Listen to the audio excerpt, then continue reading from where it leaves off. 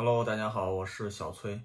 我这个感染新冠现在已经2个月了啊，是1月7号确诊的，然后在家隔离了半个月，又去检测了，就转阴了哈。但是到现在已经2个月了，我这个嗓子不是还是一直咳吗？经常看我视频的人都能看得出来、听得出来哈。我拍视频的时候，其实这个因为这儿比较痒嗓子，所以就有的时候经常就会就像气短一样。稍微就是说话用力哈，就感觉想咳嗽，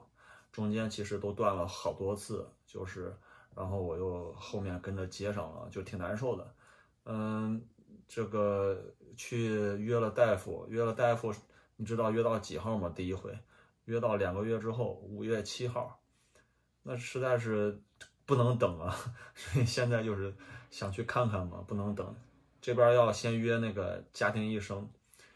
你要是去医院看急诊，那就是一眨眼2、3千美元就没了，非常快。所以先看家庭医生，结果太忙了，可能家庭医生。然后我继父带我去一个属于中间的，我忘了那个名字吧，但是也是属于私立医院哈，就你到那儿就能看，但是比那个家庭医生那儿稍微贵一点，他也收那个医疗保险哈，我有医疗保险嘛。然后到那之后，就是今天上午一个上午就连拍片子，然后大夫给我讲，然后就做完了。拍片子是60美元，就是在我有医疗保险的情况下。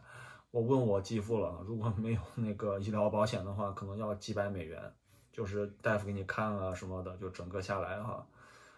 美国看病是你没医疗保险，基本上属于老百姓应该看不起病。然后看完之后，大夫看看我的片子，然后听了听我的这个肺功能啊之类的，都没有问题，都是非常正常的，包括这个心跳啊、血氧，还有肺功能都很正常。然后大夫说，像这种感染新冠之后啊，像这种持续咳嗽的，有的人2个月，有的人可能就没症状，有的人要持续3个月，都不一样。另外一种就是我们这个佛罗里达州啊，现在是一个过敏的季节，因为春天来了，而且现在这个天气比较热哈，我们就是像中国的南方一样的天气，所以说你看我们院子里面种了那个好多水果都是属于热带的水果哈。所以大夫说这是一个花粉那种过敏的季节，好多人他没得新冠，然后的话他也咳，也是这点不舒服，这都是属于挺正常的，所以我现在不用太担心。就是他给我开了两种药啊，让我吃一个就是他开的药，就是必须要是处方药，就像处方药一样，必须要经过大夫才能拿到，就是止咳的。另外一个就是过敏的。我去那个沃尔玛这2天去拿就行，他配好之后会给我打电话，然后再买一个那个过敏的药，这2种就是吃一段时间看看就可以了。我现在就没有什么太明显的，因为照片子看着也正常，也没问题。一种可能就是这个新冠的有点后遗症之类的，就是还咳；另外一种就是现在我们这儿属于过敏季节。就没感染新冠的人，他症状跟我也有点像，就是原来往年都是这样，你知道吧？都是到这个季节就咳嗽，所以刚开始感染的时候，我继父先感染上了嘛，他本来还以为是那个就是过敏嘛，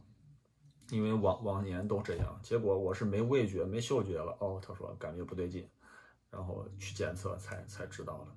所以现在就是说是没有太担心的就好。美国看病，你看，结果我刚看完之后哈，我上午差不多12点检测完，大夫给我开完药说完哈，然后那个家庭医生那边又回给我电话了，说有一个病人取消预约了，让我明天早上9点就能去。我说那正好你打个电话，那我就不去了吧，我明天我也不去了，然后我又把那个5月7号的给取消了，